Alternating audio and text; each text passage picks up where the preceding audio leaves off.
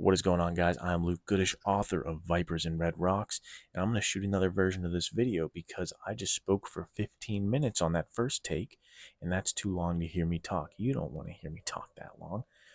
But I went to Bouchercon, and I have some stories and some books I want to share with you guys from that experience. And I'm going to start with the books because you definitely care more about that. Starting here with Doe Run by Sean, and I'm probably going to mess the last name up, but Sean Jacques, Sean Jacques. I don't know. I'm bad with names like that. I can't. But this book, Doe Run, is I'm not too far into it, but it's got this countdown element to it, leading up to the first day of hunting season, and it's really interesting character study mixed with this kind of family drama, small town drama, and these things are escalating, and it's really interesting and intense literary thriller to me. I'm loving it.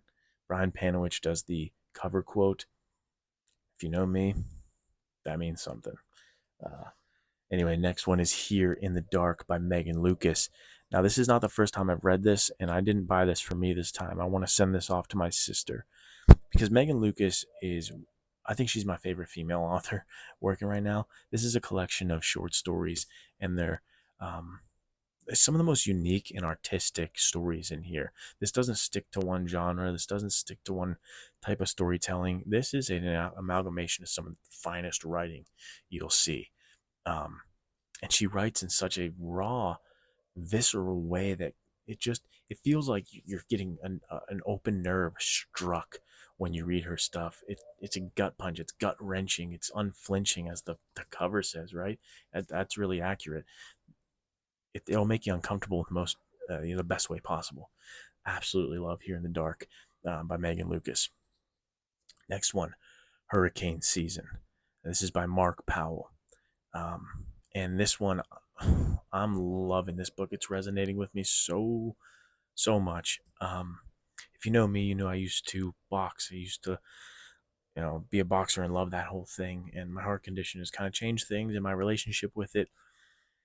But I love combat sports and stories about that. So anything with a touch point in combat sports has my heart. And Hurricane Season by Mark Powell has um, a female fighter as the protagonist, and it's this, I don't know, it's this, so far, this story about kind of struggling with identity and purpose and meaning, and it talks a lot about philosophy. And I am deep into this thing right now. I'm loving this book, and it's actually made me realize I want to do a virtual book club again, like I did with Bull Mountain. I want to come on and talk chapter by chapter, um, or a few chunks of chapters at a time with you guys, if that's something you're interested in. Whether we do that with Hurricane Season, or I was thinking Back to the Dirt by Frank Bill, I think we should pick a book and do this. If you're interested in that, if you're interested in like a virtual book club here, that we can, I'll give my take and you can comment your take. If you're into that, please let me know in the comments. I would love to do that. Hurricane Season, phenomenal. And also, one thing I wanted to mention is I bought all three of these at Bouchercon without the realization until afterward that they are all three published by the same publisher, Shotgun Honey Books. So go check out Shotgun Honey Books and see what they're up to, and you'll see some stuff that I absolutely love. I didn't realize that all three of these were the same publishing house until afterwards. That was a cool coincidence, and it made me realize they're publishing this type of stories I love.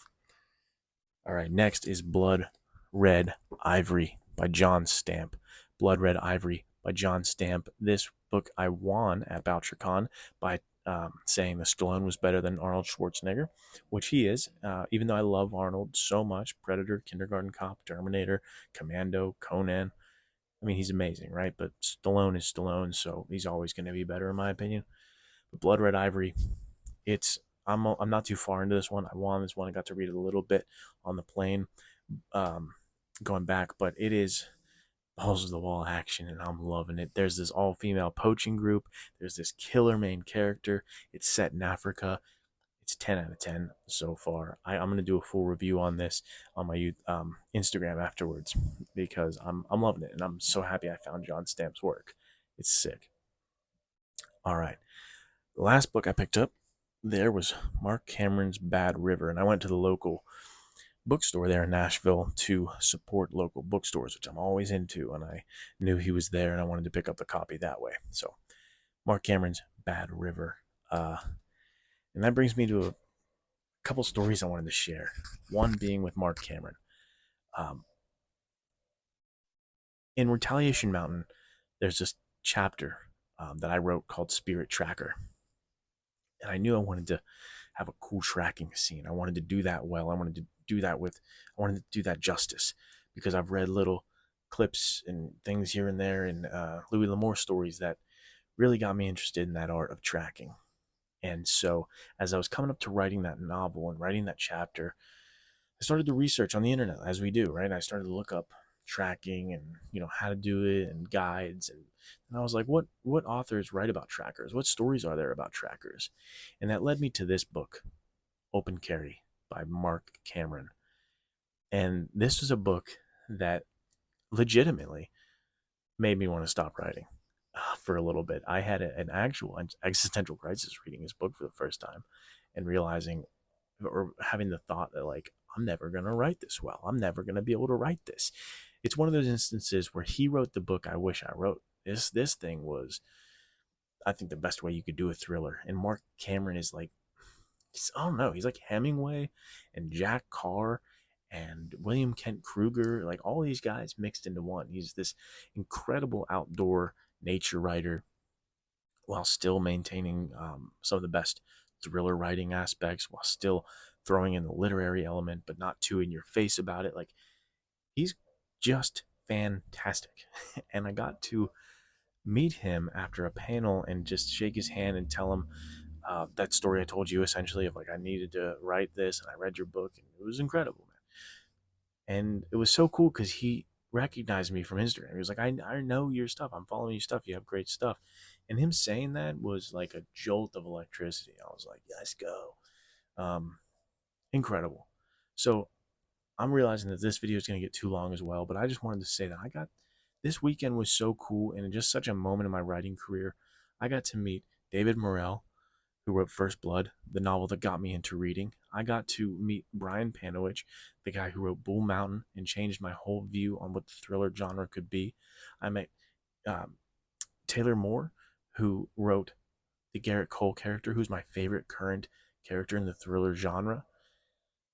And that's only a few. I've met so many people who mean so much to me and who have done so much for me and have influenced me so much. Like, I feel, I don't know, I just feel so grateful and so thankful for that opportunity. And I hope to give back to them in some way in the future. I hope I can, either write a story they enjoy or connect them with somebody who helps them out. I want to give back to these guys because they've given so much to me. And so, at the very least, I would suggest go pick up their books if you haven't. Read something from them, um, and I hope you get as much enjoyment as I did because I don't know, these guys mean so much to me and they're so influential. I love their work. I'm gonna shut up now. I don't want to keep this video going. Thank you guys for watching. Take care. I'll see you in the next one.